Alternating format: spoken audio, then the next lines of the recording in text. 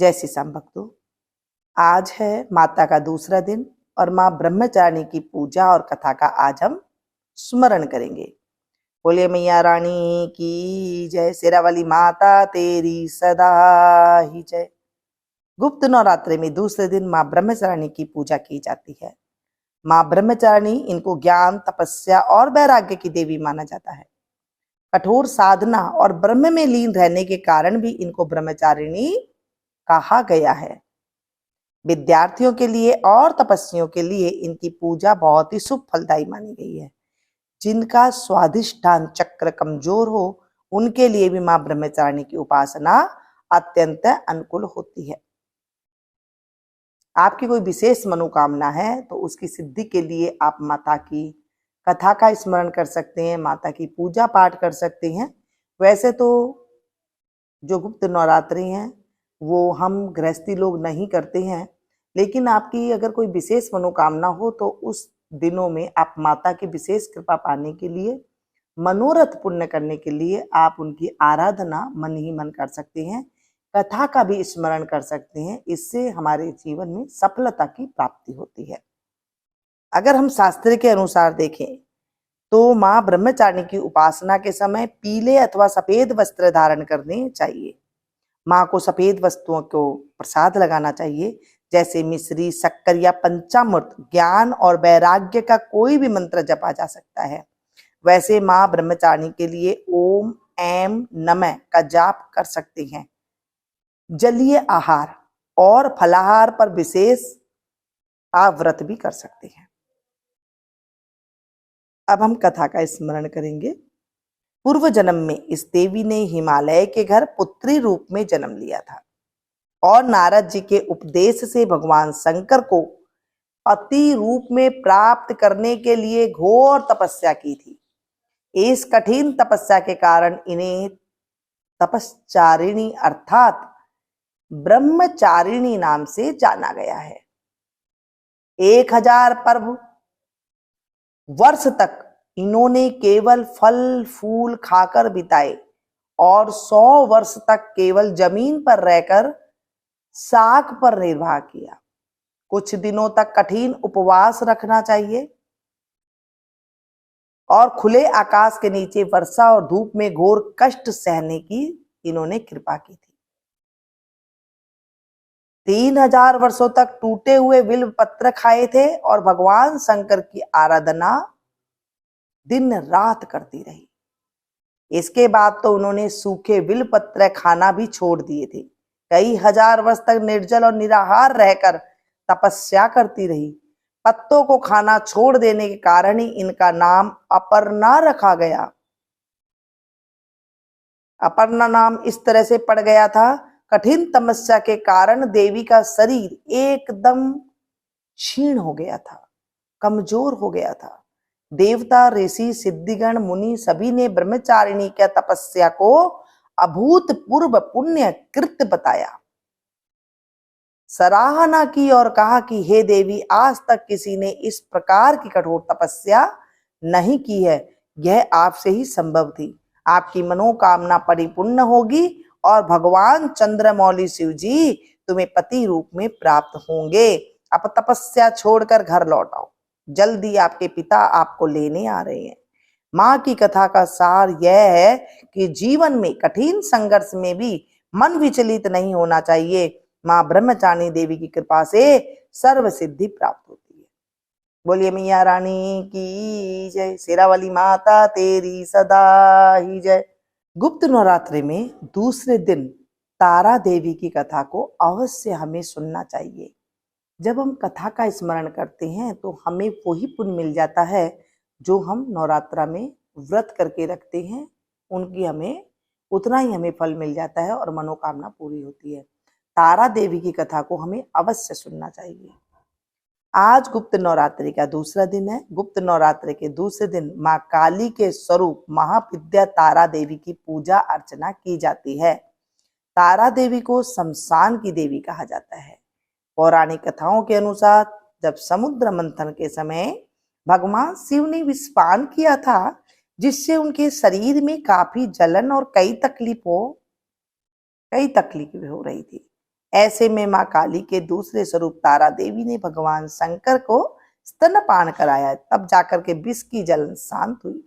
तारा देवी माँ काली का ही रूप है। तारा देवी नर मुंड की माला पहनती हैं और उन्हें तंत्र शास्त्र की देवी माना गया है। इनकी पूजा से सारे कष्ट मिट जाते हैं। तारा देवी के भी तीन रूप है, उग्र, तारा, एक जटा और नील स्वरस। आइए जानते हैं तारा देवी की कथा। तारा देवी की पौराणिक कथा को आज हम सुनेंगे।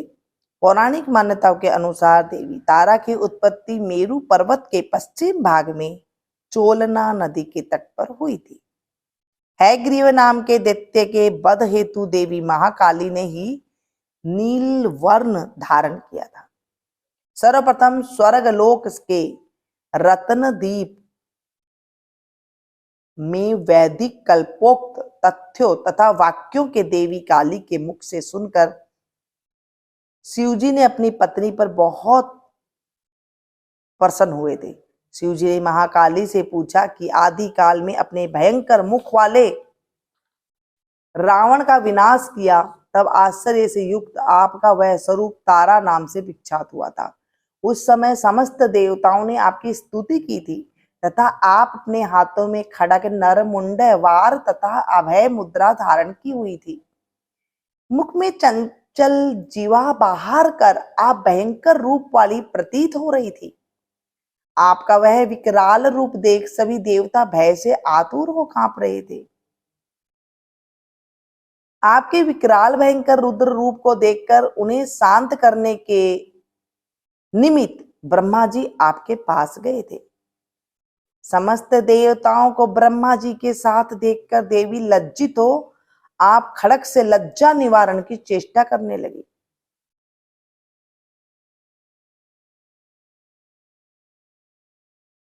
रावण वध के समय आप अपने रुद्र रूप को कारण नग्न हो गई थी तथा स्वयं ब्रह्मा जी ने आपकी लज्जा निवारण हेतु आपको व्याघ्र चर्म प्रदान किया था। इसी रूप में देवी लंबोदरी के नाम से विख्यात हुई। तारा रहस्य तंत्र के अनुसार भगवान राम केवल निमित्त मात्र ही थे। वास्तव में भगवान राम का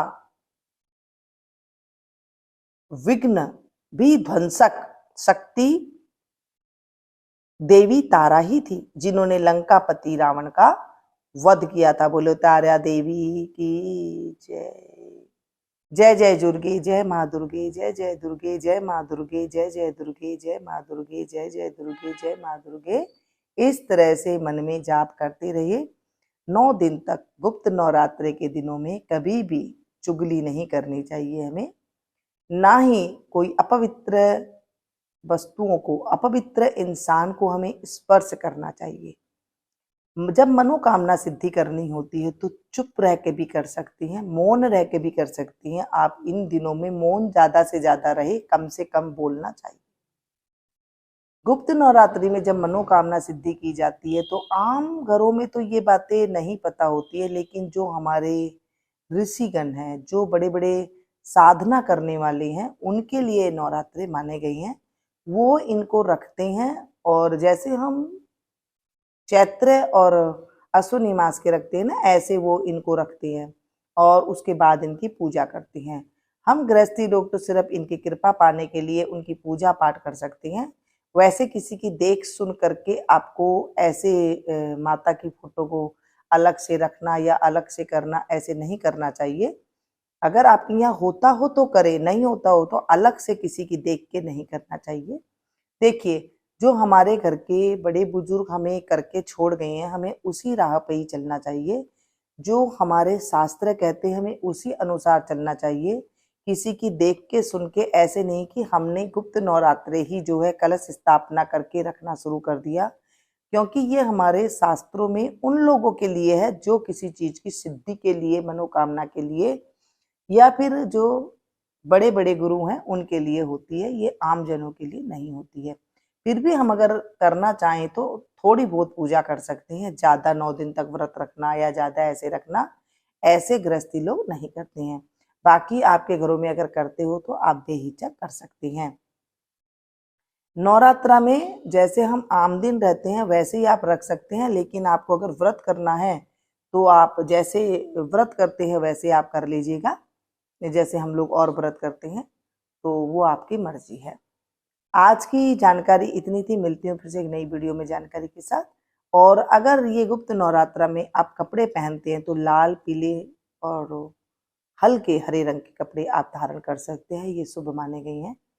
नवरात्रा का आज दूसरे दिन है माँ ब्रह्मचारिणी जी का। अगर आपके बच्चों की पढ़ाई कमजोर है तो आप आज के दिन माता को, मंदिर में माता की फोटो होती है हमारे घर के मंदिरों में, तो वहां पर आप माता को शीश झुका करके, माता के सामने हम अश्रु निकाल करके, आंखों से आंसू निकाल करके, गिड़गिड़ा करके माता से हम मांग सकते हैं, दोनों हाथ फैला करके। आप मंदिर जाकर भी माता से मांग सकते हैं मनोकामना के लिए, तो माता अवश्य पूरा करती है।